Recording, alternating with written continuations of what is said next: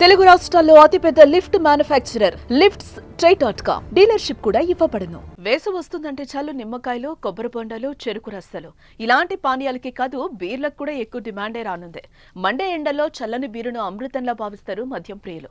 వేసవిలో వీటికే ఎక్కువ సేల్ కూడా ఉంటుంది. అయితే ఎండలు మండడమే కాదు బీర్లు ధరలకు మండిపోనున్నాయి.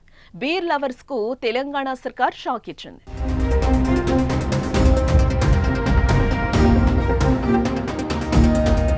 తెలంగాణ వ్యాప్తంగా బీర్ల ధరలు పెంచేందుకు ప్రభుత్వం ఆదేశాలను జారీ చేసింది.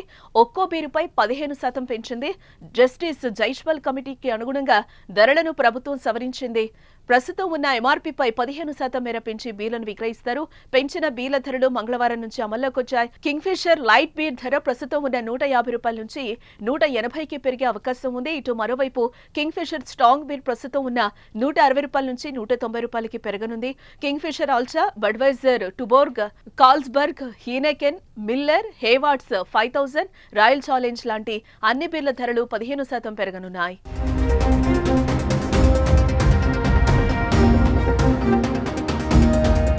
గత నెలే తెలంగాణలో కింగ్ఫిషర్ బీర్లు నిలిపివేస్తున్నట్లుగా యునైటెడ్ బ్రూవరీస్ కంపెనీనే తెలిపింది.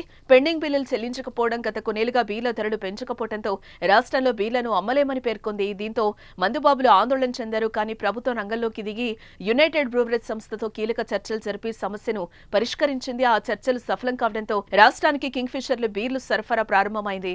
ఈ క్రమంలోనే బీర్లను రేట్లు ప్రభుత్వం పెంచింది.